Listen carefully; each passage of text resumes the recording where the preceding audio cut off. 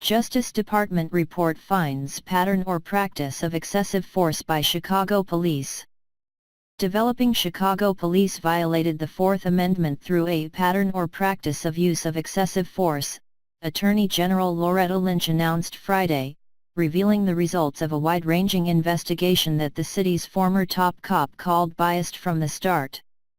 The Justice Department launched its year-long review of the 12,000 officer force, one of the nation's largest, in December 2015 after the release of dashcam video showing a white police officer shoot a black teenager, Laquan McDonald, 16 times as he walked away holding a small, folded knife. The video of the 2014 shooting, which the city fought to keep from being released, triggered widespread protests. Among other findings, the report determined city police used excessive force and that this pattern is largely attributable to systemic deficiencies within CPD and the city. It also cited insufficient training and a failure to hold bad officers accountable. The resulting deficit in trust and accountability is not just bad for residents, it's also bad for dedicated police officers trying to do their jobs safely and effectively, Lynch told reporters during a news conference. Former Chicago Police Supt.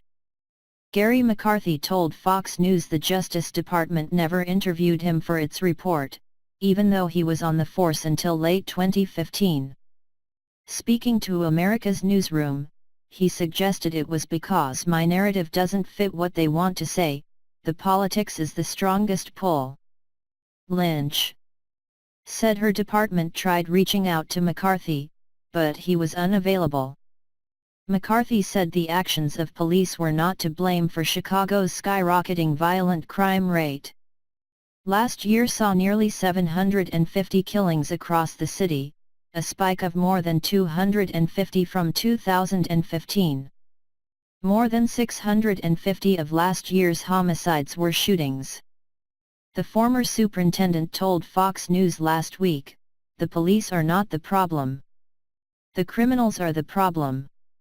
Under President Obama, the Justice Department has conducted 25 civil rights investigations of police departments, including those of Cleveland, Baltimore, and Seattle, among others. The release of a report is one step in a long process that, in recent years, has typically led to bilateral talks between the Justice Department and a city, followed by an agreed-upon police reform plan that's enforceable by a federal judge. Such consent decrees could end under the incoming Trump administration, analysts have pointed out. The president-elect's nominee for Attorney General, Sen.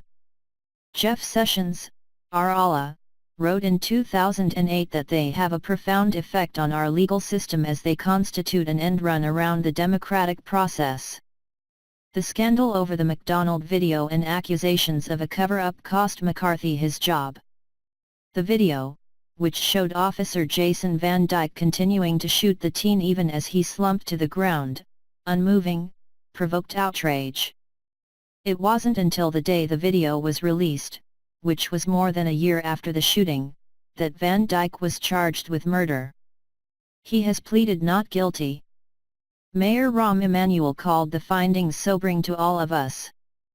Police misconduct will not be tolerated anywhere in the city of Chicago. Current Supt. Eddie Johnson said unconstitutional politicking has no place in his department or in the city. The head of the Justice Department's Civil Rights Division, Vanita Gupta, added that investigations into officers' actions were glacially slow and that discipline of officers was often unpredictable and ineffective. Emanuel also addressed the Justice Department's conclusion that officers do not have nearly enough supervision. He pointed to his decision to ramp up the number of lieutenants and other supervisors. FoxNews.com's Perry Chiaramonte, Fox News' Martha McCallum and the Associated Press contributed to this report.